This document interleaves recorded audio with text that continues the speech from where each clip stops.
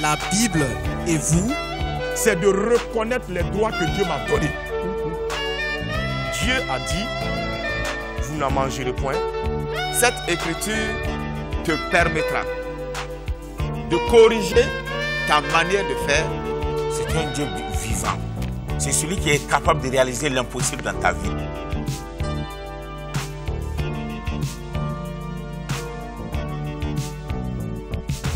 Bien-aimés dans le Seigneur Jésus-Christ, que la grâce, l'amour et la paix vous soient partagés et multipliés de la part de Dieu le Père et de notre Seigneur béni, Jésus-Christ. Pèlerins en voyage vers la cité céleste, que le Dieu de toute grâce nous aide et nous conduise pendant ces moments où la vie devient de plus en plus difficile, afin que nous puissions lui être agréables en toutes choses. Portant des fruits dont nous n'avons pas à rougir, et bien plus des fruits qui aident la nation, qui aident notre famille, qui aident l'Église à croître et à reconnaître en nous que Christ habite pleinement et que nous pouvons tout faire par celui qui nous a aimés et qui a donné sa vie pour nous. Ce matin, je voudrais que nous partagions ensemble le thème « Je porte l'anneau de Christ ». Je porte l'anneau de Christ, l'alliance de Christ, la bague de Christ. Bien-aimés dans le Seigneur Jésus, lorsque notre Maître et Seigneur était sur la terre, un jour il avait dit aux Juifs, « Vous ne comprenez ni les Écritures, ni la puissance de Dieu. » Deux choses qu'il reprochait aux Juifs, la méconnaissance des Écritures. Connaître l'Écriture, connaître la volonté de Dieu, connaître le cœur de Dieu. Et quand on connaît les Écritures et le cœur de Dieu, ça nous amène à connaître la puissance de Dieu. Moïse a traversé la mer Rouge avec le peuple. C'est la puissance de Dieu. Jéricho et ses murs sont tombés devant Josué. C'est la puissance de Dieu. Jésus a multiplié des pains pour nourrir des multitudes. C'est la puissance de Dieu. Et lorsqu'il était sur la terre, il est allé au cimetière une seule fois. Et là encore, lorsqu'il était au cimetière, ce n'est pas pour un enterrement. Il était au cimetière pour rappeler Lazare de la mort à la vie. En dehors de cela, il n'est plus jamais allé à un cimetière. Parce qu'il est celui qui donne la vie. Il est la vie. Il n'a pas de place dans les cimetières. Et le deuxième endroit où il est allé une seule fois aussi, c'est à un mariage. Il est allé aux noces de Cana une seule fois. Un mariage une seule fois. Parce qu'on se marie une seule fois. On se présente devant Dieu une seule fois. On ne se marie pas deux fois. Notre thème, je porte l'anneau de Christ. Si nous lisons dans le livre de Genèse 3, à partir du verset 7, les Saintes Écritures nous disent ceci. Après que Adam et Ève eurent mangé le fruit de l'arbre de la connaissance du bien et du mal, les Saintes Écritures nous rapportent ceci. Les yeux de l'un et de l'autre s'ouvrirent. Ils reconnurent qu'ils étaient nus et ayant cousu des feuilles de figuier, ils s'en firent des ceintures. Alors ils entendirent la voix de l'Éternel, Dieu, qui parcouraient le jardin vers le soir. Et l'homme et sa femme se cachèrent loin de la face de l'Éternel Dieu au milieu des arbres du jardin. Que Dieu bénisse sa sainte et divine parole. Dieu était descendu le soir. Il est venu le soir pour une célébration. C'était le moment où il est descendu pour célébrer quelque chose entre Adam avec l'arbre de la vie. Mais lorsqu'il est descendu pour cette célébration, il a trouvé que Adam et sa femme s'étaient enfuis, s'étaient cachés.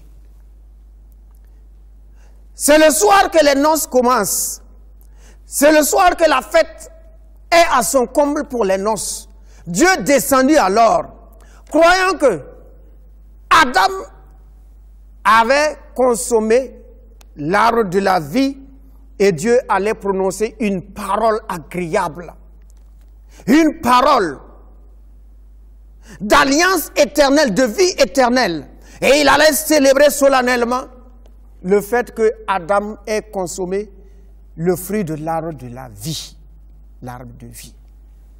Et lorsqu'il est descendu pour cette célébration, il a trouvé que l'homme avait déjà consommé le fruit de l'arbre de la connaissance du bien et du mal et s'était enfui. La célébration n'a pas eu lieu.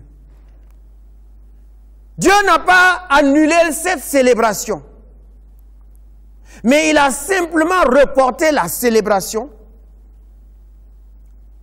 parce que le cœur de Dieu était blessé, mais son amour était toujours présent.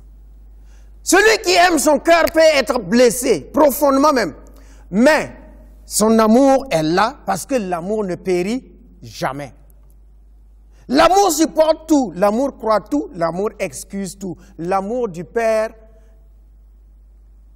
n'a pas failli envers Adam et c'était un report de cette célébration. En attendant le report de la célébration, après avoir prononcé les sentences, il fit à son fils Adam des vêtements de peau. Ce qu'il devait célébrer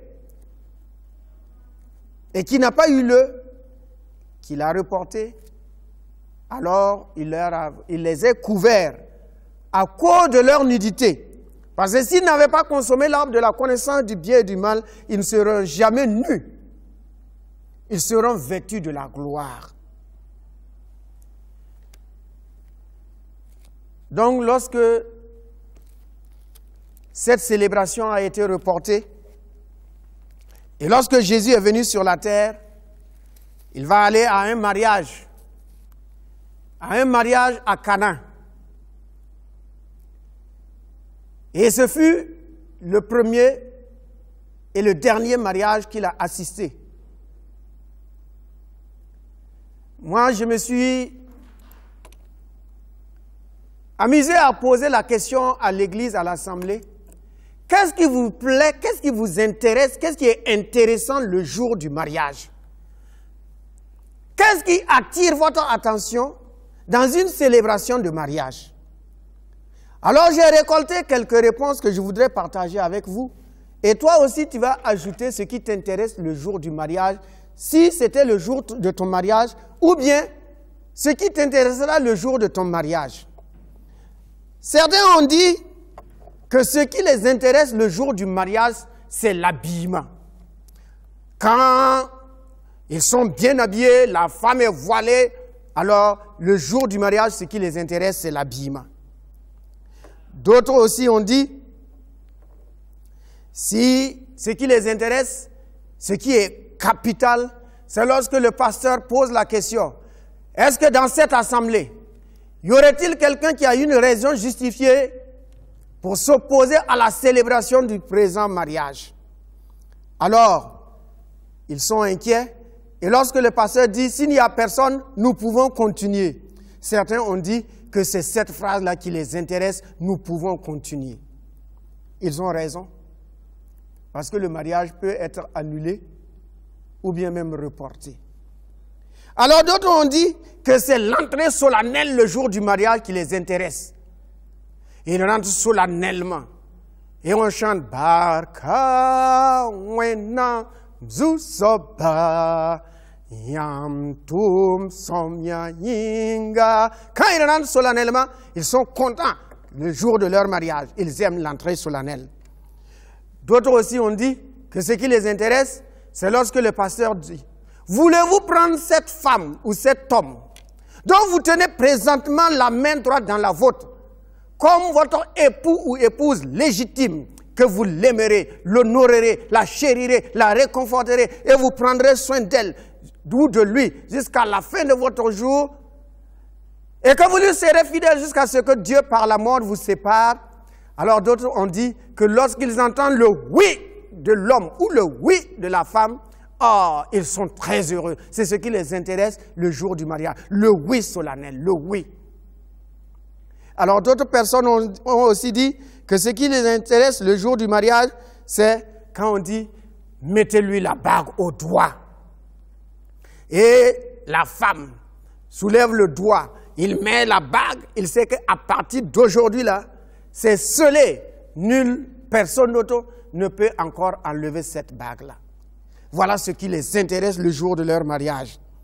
Alors d'autres ont dit que ce qui les intéresse le jour du mariage, c'est cette phrase. Lorsque le pasteur va prononcer « Ce que Dieu a uni, que l'homme ne sépare point ».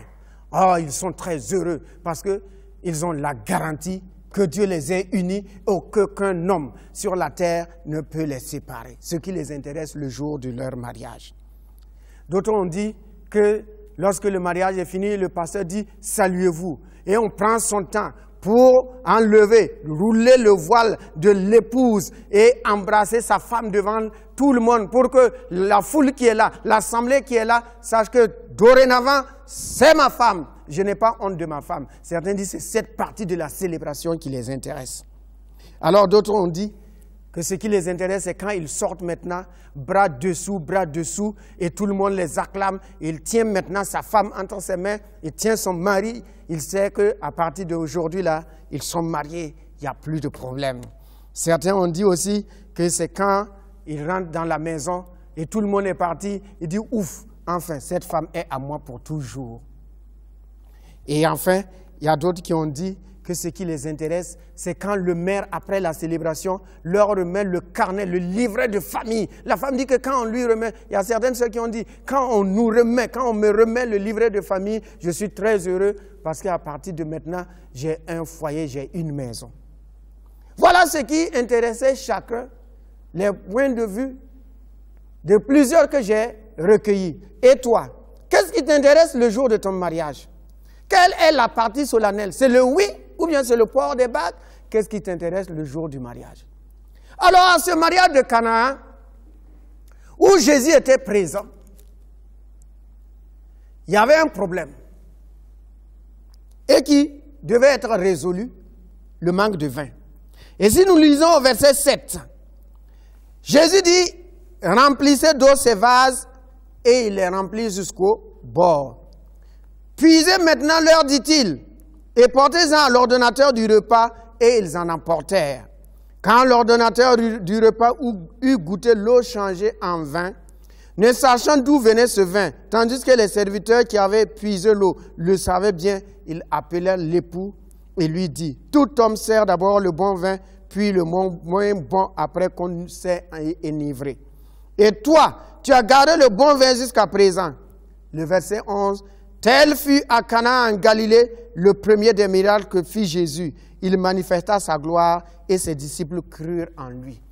Alors, le Créateur, en célébrant ce mariage, s'est souvenu du mariage qui devrait être célébré dans le jardin d'Éden. Dans le jardin d'Éden, avec Adam, comme épouse, qui aurait consommé l'arbre de vie. Mais remarquez ici, il est écrit que ils burent du vin. Un vin qui n'est pas le produit de la vie.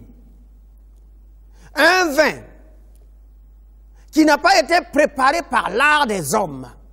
Un vin tiré par le Créateur lui-même. Et ils burent ce vin-là. Et dans le livre de Marc, Marc 14, verset 25, Jésus, lorsqu'il a pris la coupe, ayant rendu grâce et béni cette coupe, il a simplement dit, je ne boirai plus jamais le fruit de la vigne jusqu'à ce que j'en boive de nouveau dans le royaume de Dieu. Que Dieu bénisse sa parole. Donc il y a un vin que nous devons boire ensemble avec l'époux dans le royaume. Nous, en tant qu'épouse, nous devons consommer ce vin qui n'est pas fait de produits de la vigne, ni de l'art des hommes, mais tiré du cœur de l'époux. C'est ce vin-là que nous attendons. Et si nous lisons rapidement dans le livre de Genèse 24, le livre de Genèse 24, verset 22, Genèse 24, 22, voilà ce qui est écrit. Quand les chameaux eurent fini de boire, l'homme prit un anneau d'or du poids d'un demi-cycle et 2 bracelets du poids de 10 cycles, qu'il remit à Rebecca. C'est Eliezer de Damas qui allait chercher une épouse pour Isaac. Et ayant fiancé Rebecca à Isaac, il lui a mis un anneau au doigt pour signifier par là que Rebecca appartient à un homme. Elle est destinée à un homme. Elle est promise à un homme. Ainsi, bien-aimé dans le Seigneur Jésus-Christ, toi et moi, nous portons l'anneau de Dieu, l'anneau de Christ. Nous portons l'anneau de Jésus-Christ, la bague de Jésus-Christ. Cette bague invisible est au doigt, afin de montrer aux anges, aux esprits mauvais, au monde des ténèbres, que nous sommes fiancés à Jésus, le Fils du Dieu vivant, et qu'il y a une célébration qui aura lieu. Une jeune fille qui est fiancée, elle ne va plus avec n'importe quel homme. Elle est réservée et elle se réserve elle-même. Elle ne va plus à gauche et à droite. Elle se prépare parce qu'elle sait que le moment est venu, le temps approche où elle doit fonder un foyer. Elle est une promise, une élue. Ainsi, nous ne devons plus, en tant que fiancés à Jésus-Christ et portant l'anneau de Jésus, aller et courir après d'autres personnes, d'autres idoles, d'autres dieux, des choses vaines de cette vie-là. Quel est l'homme qui a sa fiancée et sa fiancée continue de voir ses anciens amis? Le mariage n'aura pas lieu, le mariage sera annulé. Ou bien qui rend toujours visite à ses amis, qui prend les cadeaux de ses amis, alors qu'elle est fiancée, ça ne marchera pas. Ou bien qui a un vocabulaire étrange. Le mariage n'aura pas lieu. Ainsi, lorsque tu portes l'anneau de Jésus-Christ en tant que fiancé, fais attention où tu vas. Tu ne peux plus aller t'asseoir devant des idoles pour adorer des idoles. Tu ne peux plus aller devant ceux qui consultent. Tu ne peux plus aller t'asseoir devant ceux qui sacrifient. Tu ne dois plus non plus aller dans des endroits où la gloire de Christ est bafouée. Parce que tu as au doigt, à ton doigt, tu as une bague. Une bague, fiancée à Christ. Comme Paul le dit dans 2 Corinthiens 11. Dans 2 Corinthiens 11, le verset 1 à 2, voilà ce qui est écrit. Or, si vous pouvez supporter de ma part un peu de folie, mais vous le supportez. Car je suis jaloux de vous, d'une jalousie de Dieu, parce que je vous ai fiancé à un seul époux, pour vous présenter à Christ comme une vierge pure. Que Dieu bénisse sa parole. Qu'est-ce que l'Écriture dit? Que toi et moi, mariés ou pas mariés, nous sommes épouses de Jésus-Christ. Le jour où tu as accepté Christ, le jour où le sang de l'agneau t'a purifié, alors tu as au doigt une bague qui montre au monde invisible que tu as un fiancé. Et Paul dit que lui-même, il est jaloux. Alors Dieu est jaloux. Jésus-Christ est jaloux quand il te voit après d'autres choses. Comme un homme serait jaloux de son fiancé, de son épouse, qui va après des choses, après d'autres hommes, qui court après des présents des hommes, qui court après les Coca-Cola et les poissons brisés des hommes. Le mari est jaloux. Ainsi Paul dit, je suis jaloux parce que je vous ai fiancé à Christ. Nous ne nous appartenons plus à nous-mêmes. Nous appartenons à un époux. Et l'époux dit, je vous attends pour la célébration. La célébration. Une célébration où les anges seront là. Une célébration où nous serons assis à la table de l'agneau. Dans la nouvelle Jérusalem. Et le Père lui-même va prononcer la parole solennelle pour l'éternité, où nous allons vivre avec lui